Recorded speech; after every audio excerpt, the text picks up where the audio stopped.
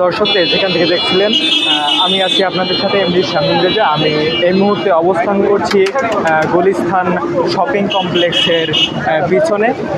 আসলে নিচে ওয়েদারটা কিন্তু খারাপ, আসলে বৃষ্টি হওয়ার সম্ভাবনা আছে, বৃষ্টি নেমে যাবে বলে মনে হচ্ছে।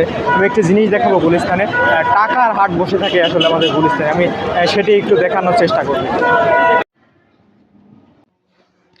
এটি বাংলাদেশের মধ্যে এমন একটি জায়গা যেখানে আসলে টাকা বিক্রি হয়।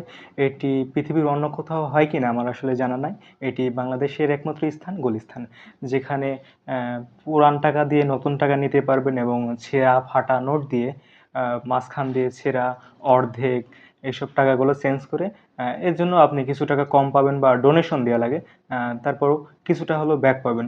অনেক সময় দেখবেন বাংলাদেশ ব্যাংক কিন্তু নতুন টাকা নাই, কিন্তু গুলিস্তানে গেলে পাবেন।